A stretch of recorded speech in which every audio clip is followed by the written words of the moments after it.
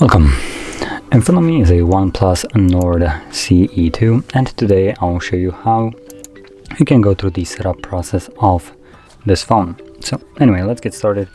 This will be the default state that you will most likely find your device in when you first boot it up. So you want to select your desired language right over here and then tap on Start, which brings you to Terms and Conditions. The only option to get past this is select that you agree. And you can tap on the privacy policy and then user license agreement text to expand it and read exactly what you're agreeing to if you are interested in that. From here we can go to the next page, which is mobile network, by inserting a SIM card so you can connect to your mobile network. And the reason for that is you have two ways of connecting to a network, either like this right here through a SIM card or using Wi-Fi. And if you choose to connect to either one of them, you will throughout the setup process see a page that allows you to log into Google account. And if you choose to skip both of them, like I will, that page will never show up, and additionally date and time will not be set automatically. So I'm gonna set it up offline. And like I said, date and time, because I didn't connect to anything, I need to check if it's correct or disregard it if I'm planning to connect to my network later on, which I will, so I'm just gonna leave it as it is. This brings me to Google services. So we have three different services: location scanning and sending user and diagnostic data. And quickly going into all three of them, location is just GPS tracking for applications like Google Maps, so they can give you a correct route.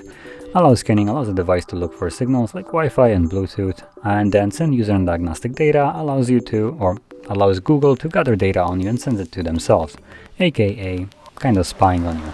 So I'll say no thanks to that one and go to the next page, which is co-creation labs, whatever the heck that is. So we have some built-in apps, push notifications, so basically some services, I guess. You can read exactly what these do and what they are, but I'm not really interested, so I'm gonna select disagree.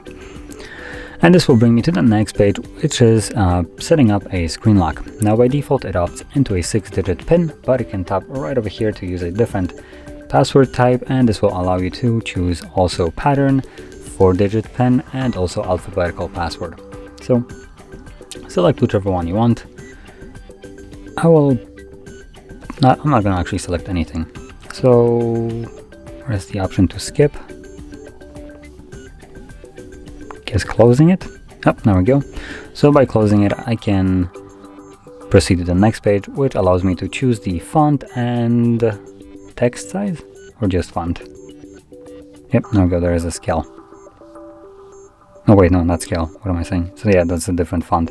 So you can choose just a couple different fonts right here. And this will bring us to the next page, which is navigation bar and gestures. So you can choose which one you prefer, either the buttons like these ones or gesture navigation.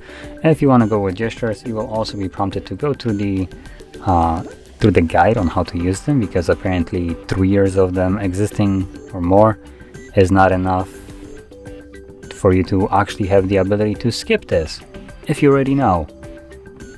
So if you want to use them, you are literally forced to go through this. Absolutely stupid in my opinion, but it's OnePlus, so after all they did settle. And there we go, we can now actually finish up the setup by selecting Start. So if you found this very helpful, don't forget to hit like, subscribe, and thanks for watching.